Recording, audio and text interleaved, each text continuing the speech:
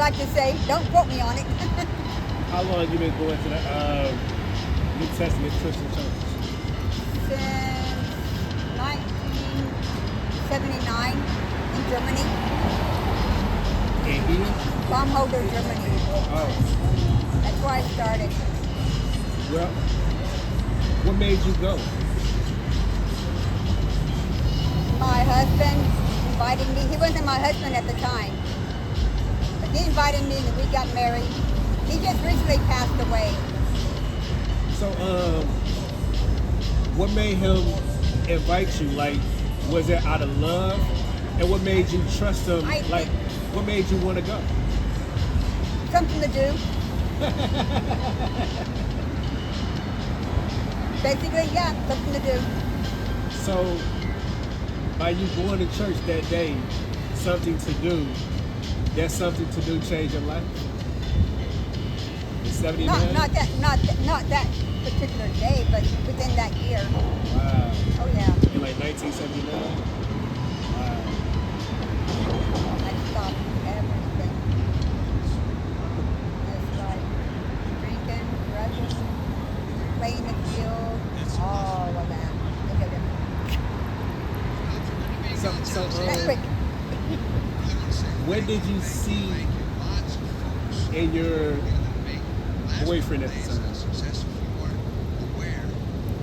Nice person, and definitely kept his word. So like this is how we basically met.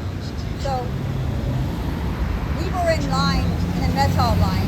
We just started chit-chatting, talking with each other, and we carried on the conversation. We were sitting at a table.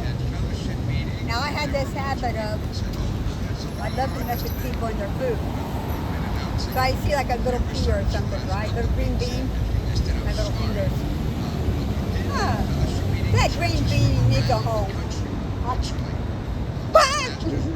So he tells me, he says, you do that to me, I'm going to stab you with my fork. I go, yeah, right. You and who else? I actually told him that. You and who else? I said, I go like this. So he goes, I looked and said, because I told you. I knew right then and there he was a person that always kept his word. I'm glad he didn't tell you to cut your arm off.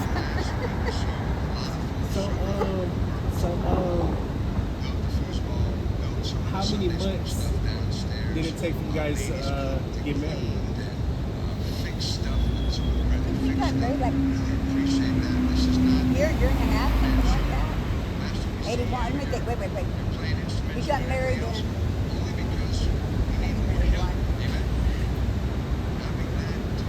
We got married in 81, yeah, for 2 years. And you guys was at what country? Baumholder, Germany. But we went on leave to Alaska, that's where my folks live. We got married there and then went back to Germany. Which is why it took so long, we had to save up the money. So, how long have you guys stayed in St. Louis? From 81. But like I said, he recently passed away. And I went on the road. So I traveled for a long time. What's your favorite place? Chico, California. Chico? Chico, California. They actually encourage this. They encourage us to find something artistic to do and then do it on the street just like this. Wow. Yeah. My second favorite place is Taos, New Mexico. They encourage hitchhiking. It's like to get like a lot of. There's a lot of mesas. Like you have Taos, which is like a small little downtown area, and then all around are the mesas and the mountains. So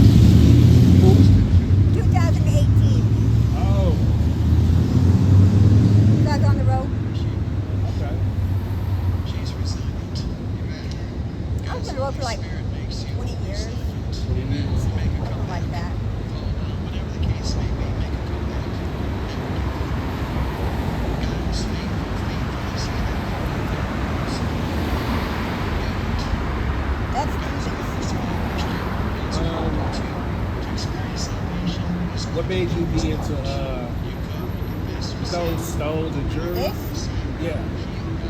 when I was in Chico, California, I was flying a sign, saying, "Oh, please help, just smile," that kind of stuff. And I noticed that there, Chico, California, there were a lot of people doing a lot of different types of art, selling their different types of art.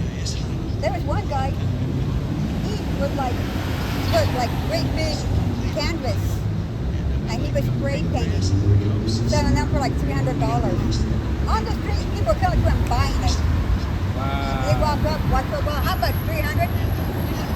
Here you go, here you go. Wow. Just like that. Just like that. None of this, I don't have any cash. Okay, people, we do take checks, we do that. I love that. Well, I don't have any cash. You have checks, right? You have a bank card. You have a bank card. Well, here you are. How much money have you made from selling this? Not much. Not much. How much? Not much. Not. Yes.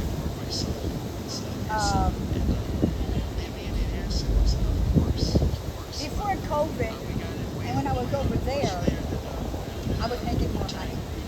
But when they moved the benches over, and then I came over, and then COVID happened, and then people lost sight of me. No, because I'm not here. You know, nobody was anywhere during COVID, right? I thought about coming out, but I was like, okay, nobody's gonna buy from me during COVID. No way, no how. Have you tried selling it in church? No, Outside the church? outside. Oh, you mean outside that area? Yeah.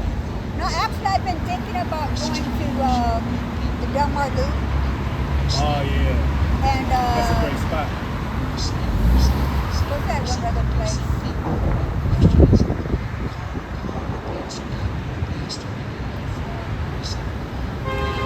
Large Market area, Del Mar Loop, other places.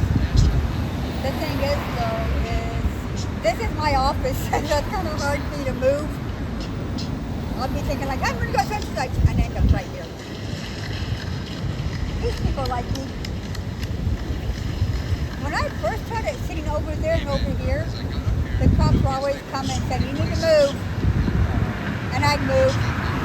Next day, was right back here. They just eventually, now they ride by and they wave to me, ask me how I'm doing. Because they used to see your face. They used to see you. They used to see your face, so Right. they know you. And I wouldn't let them scare me off because this is a public place. Now, what's interesting is, like, we can fly a sign. Okay. Like a post sign like that. But you cannot legally ask for money. You can hint around. You can say things like, need help. Or could use some funding. But you're not supposed to use the word money or dollar signs. Wow, that's crazy. I never knew that. Yeah. And matter of fact, it used to be illegal to fly a sign. But Rainbow Family Living Life went to court and fought for the right to fly a sign based on freedom of the press. So the court said, okay, you can fly a sign, but you cannot ask for money because that's soliciting. You know, yellow signs that say no soliciting. I was on a parking lot, and I was handing out my church invites. And the security comes to me and says, you can't solicit here. I said, I'm not soliciting. He says, yes, you are. I said, no. Definite soliciting is asking for money. I'm not asking for money. He goes, well, you can't. I said, I just told you, I'm not soliciting. Would you like a card? making you an invite, I'm not soliciting.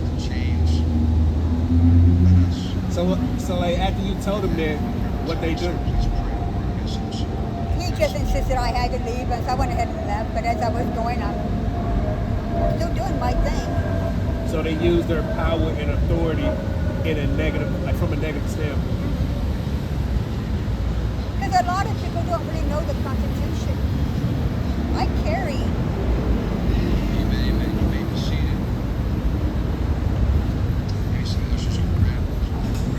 I carry this with me. It is the Constitution. That's a little book though. Yep. That's a little book. But it's all in there. How many pages is it?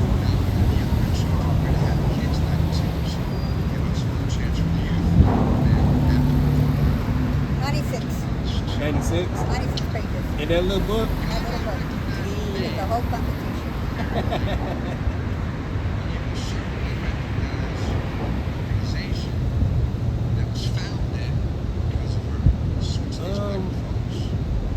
What is it like being a Christian for over 2 decades? A lot more relaxing than being a sinner. And I am not.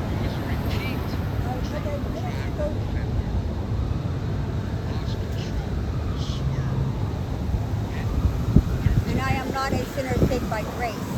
I am a sinner born again into a Christian by the grace of God. Oh, so you're not a So in other words, like when a person is really saved, born again, ask Jesus into their life, be their Lord and Savior, ask Him to forgive my sins, right?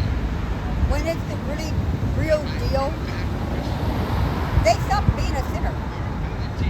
Now it says, and if we sin, we have an advocate with the Father. But we stop sinning on an everyday, every time basis. There's no temptation such as it comes to man, but God will deliver us.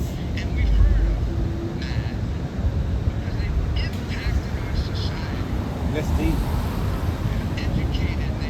So what year did you realize you were saved? I accepted Christ as my Lord and Savior back in like 77, 78.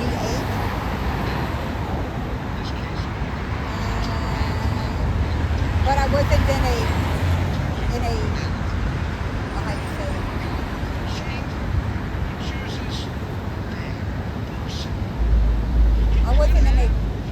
I was in a gospel believing church. It was not New Testament Christian church. I got saved in a different church. I was in a gospel preaching church, but not a gospel living church. So I got away from God. And then as time went on, ended up in Germany, New Testament Christian church, and they taught me that when you get saved, you gotta live right. And none of this stuff of, hey, I'm saved, I'm still gonna go play the field because nothing shall pluck me out of my Father's hand. Yeah, that's true. If a person chooses to want to go to hell, the lake of fire, they have that right. God will still love them.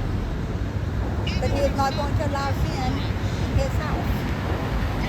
Plain and simple. And I'm just so glad that when we do something wrong, that when we realize we've done something wrong and we say, apologies, He says, all right, I forgive you. But you're going to pay the consequences. I mean, sometimes we don't have to face consequences, but most of the time, as you know, being an adult, we have to face the consequences. What about children? About what? What about children? Is it the same thing? Do they got to answer to God as well? Do they what? do they have to answer to God as well? Oh yes, definitely. Once they become to what they call in my personal opinion, once a child demonstrates they know the difference between right and wrong, then they need to start seeking for God. Because you know, in this country, children have the ultimate excuse. They always get passes. Oh yeah, no. It don't matter how much wrong they do, they always get passes. It don't matter if you're a student in school, you just say they're fighting, they're hell, like they can even burn down a school and they're still going to be educated and they're not really going to be punished. Yeah, no. And that's the problem. And they can Children are have not making face consequences. and they can have physical relationships with their teachers and still don't be punished. Right. The teacher gets punished, Exactly. but the child doesn't. Nope. Because they use the word a minor, he or she don't know what they're doing, they're too young, they're naive, blase, blase, blah. Okay, I will agree with that if they were under the age of 14. But if they are the age of 14 Ain't and no over, excuse. they know what's going on. But back to between the teacher and the student relationship though, the child might be too afraid to speak up. But they know. Nah,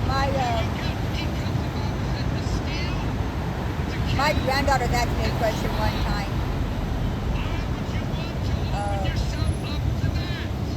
What was it?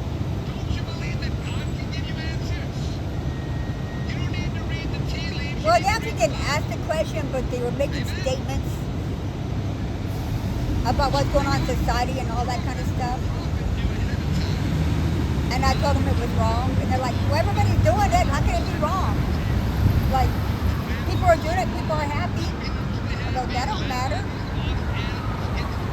Don't matter at all.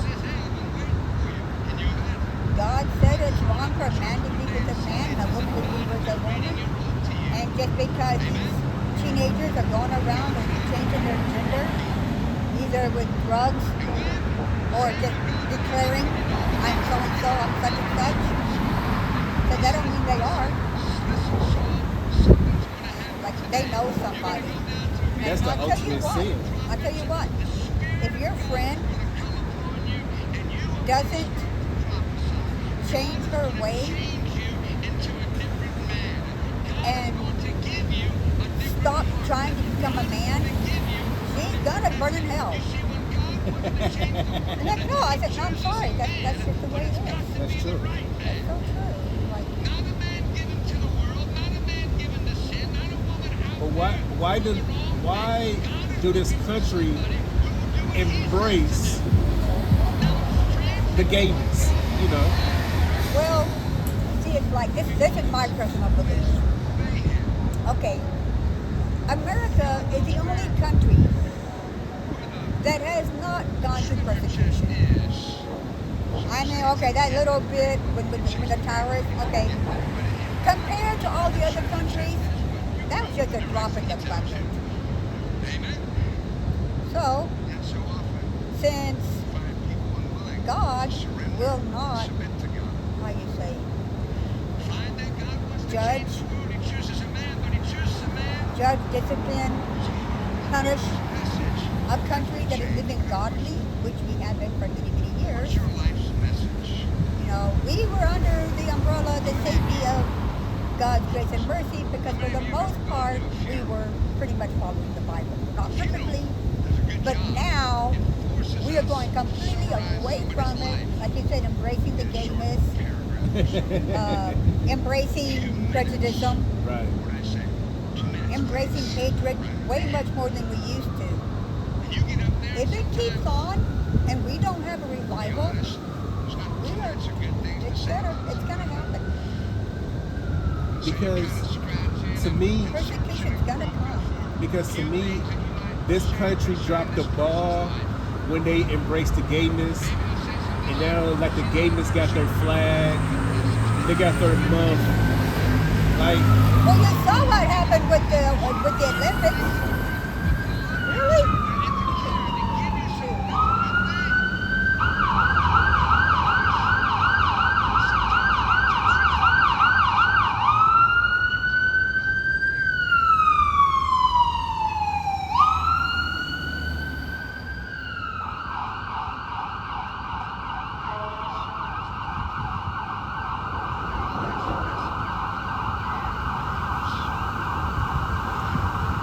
You saw what happened with the Olympics. And then, but you know what? There's one person who said, I heard one person say, if Christians had been making a stand for God all these years, what happened at the Olympics would have never happened. Because most of us were like, okay, you do your thing, let me do my thing. I won't bother you, you don't bother me. I won't push my religion on you. You don't push your lifestyle on me.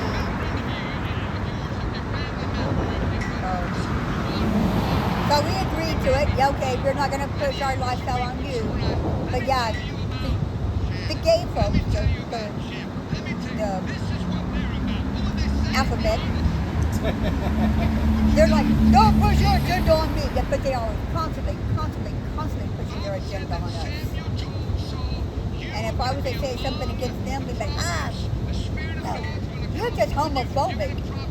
No, man, I want you to go to heaven.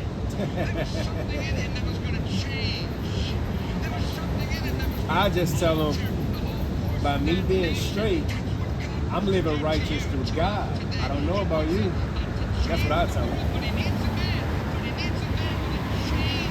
Because I feel like us as like straight Americans, we have to let them know it's a reason. Like, everybody has a mother and a father. So why are you disrespecting your family history by, being gay? Right. I know somebody that they're changing from being female to male.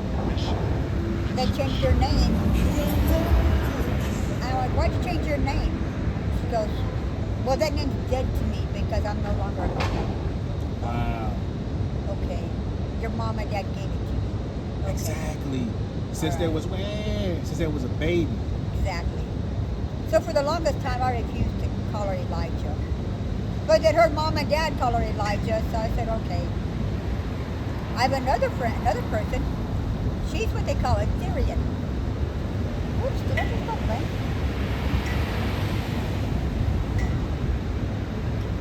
A Syrian is a person who believes that they were wrongfully born into a human body and that they are actually an animal. She wants to be called Ash. What? Ash. Ash? Now, Ash is a character. I forget what show that the character on. But Ash is a main wolf. Now, she's I don't mind her playing around, wearing the little wolf paws, like children do, okay? That's okay. I don't even mind her having a nickname. But I don't want to call her by her nickname because I don't want her coming up with the idea of I agree with her desire to want to be an animal.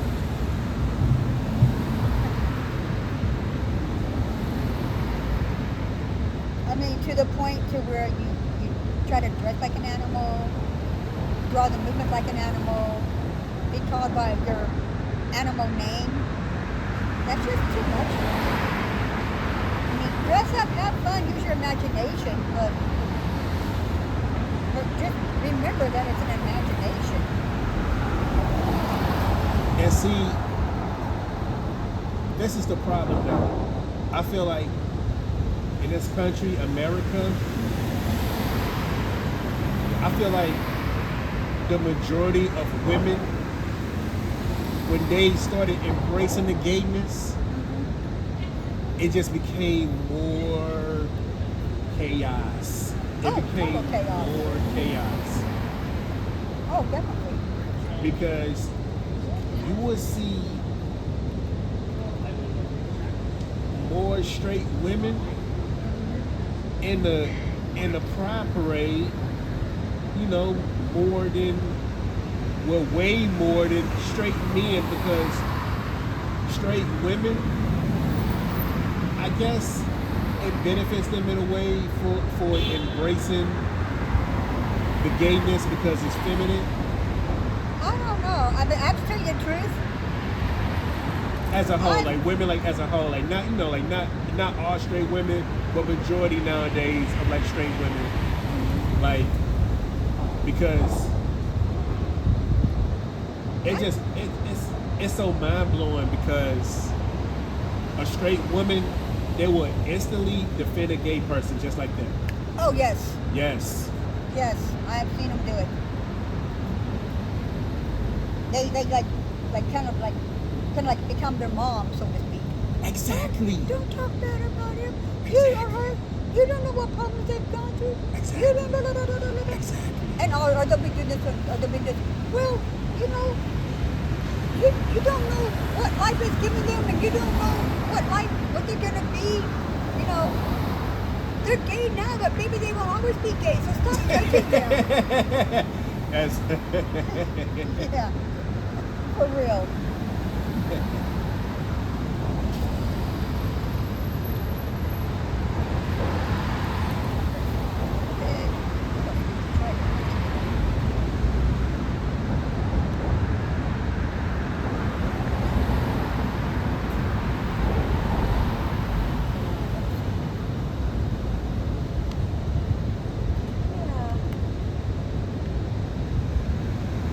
There is one thing though. A lot of people believe that since being gay is wrong, that gays do not have love for each other. Well, like, how can a man love a man? How can a woman love a woman? Right? And I knew a lady who, she had married another woman, and she used to write poetry. And oh my goodness, I mean, there was like such beauty, such elegance, such love, I mean, you read that poetry and you'd be like, it's so beautiful. And so after I read it, I looked at her and I said, whoa. I said, all my life, I've always been under the impression that gays cannot really love each other. I said, your poetry proves me wrong. Now, granted, it's a filial sexual type of love, not like an agape love like God has. God has love for them, but they may have an emotional love for God, even being gay, but they don't have the love of God for the love of God because they're not Christian. And first, people they'd be like, oh, do I have to give up being gay? No, they don't. They have to come to Christ and ask Christ to forgive them and come in their life to be their Lord and Savior, and then they will want to give it up. They may have a hard time with it at first, temptation, but deep down inside, after they accept Christ as their Lord and Savior, they will want to give it up. Just like I wanted to give up drugs. I wanted to give up drinking. I wanted to give up playing the field right at the moment of salvation.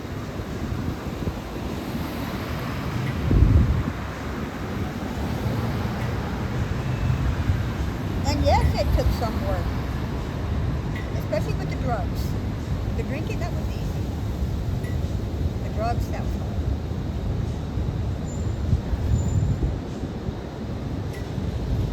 Oh, so you was like so how long you was a drug addict?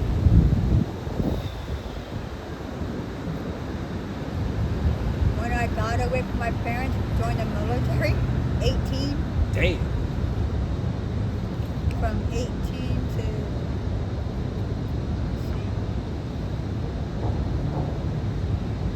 oh wait, before 18 actually. 'Cause yeah, no, I take that back because I also did when I was a teenager in high school.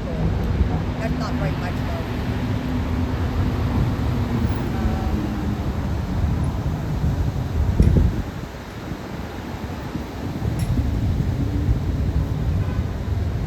Not really long though. Only like 5 or 6 years. So it wasn't nothing really super hardcore, which is why people are surprised and you're like, what?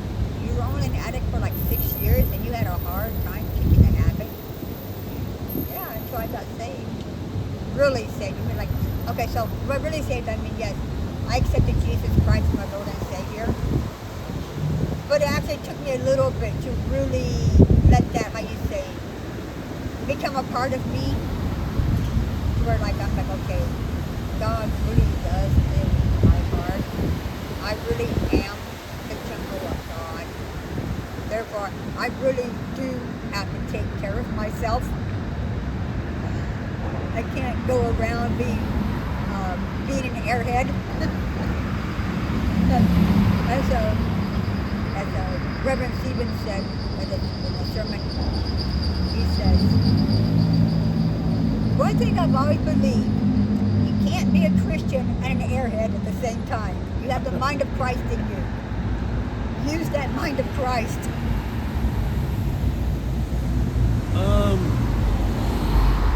So it was a blessing that you were saved in your 20s. About 23, yes. Exactly. 24, somewhere like that, yes. At a very young age. So that's incredible within itself. Yes.